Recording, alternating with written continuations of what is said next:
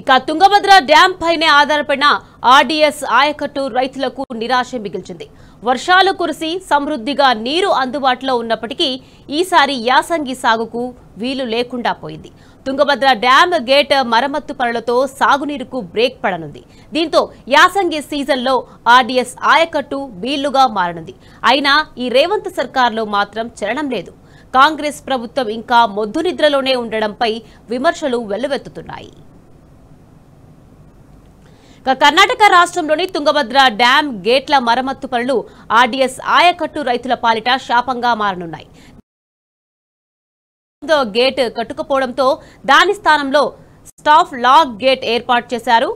ఏడాది కాలంగా ఇలాగే డ్యాం భద్రతను పర్యవేక్షిస్తున్నారు. సకాలంలో కొత్త క్రస్ట్ గేట్ బిగించకపోవడంతో ప్రాజెక్టు సామర్థ్యాన్ని 105 టీఎంసీల నుంచి 80 టీఎంసీలకు తగ్గించారు.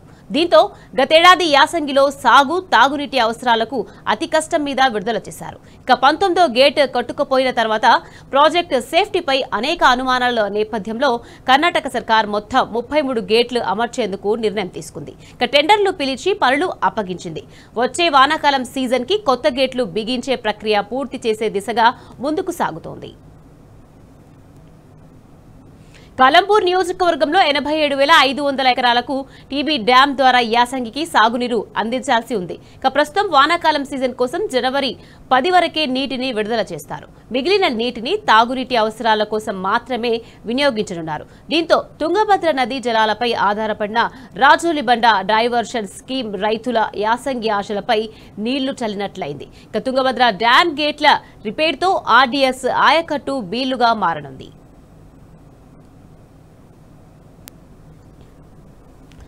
తుంగభద్ర నదీ జలాల విడుదలపై కర్ణాటక, ఏపీ, తెలంగాణ రాష్ట్రాల ఎస్ఈలు జూమ్ యాప్ ద్వారా రివ్యూ నిర్వహించారు. ఈ సందర్భంగా పలు అంశాలపై చర్చించి యాసంగిలో పంటలు పండించాలని నిర్ణయం తీసుకున్నట్లు సమాచారం.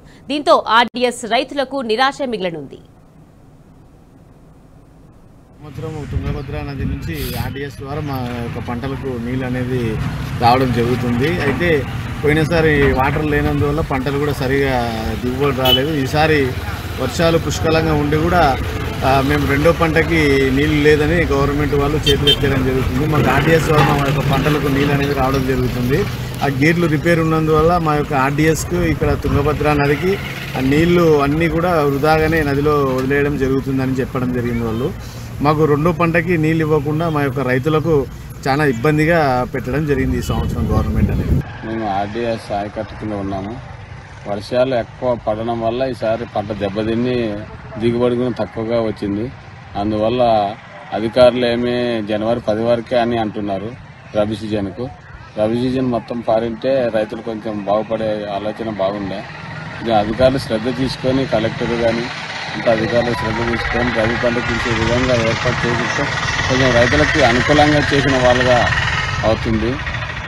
కొంచెం ఇది కొద్దిగా ఆలోచన చేసే విషయమే. రైతులు చాలా దెబ్బతిన్నారు.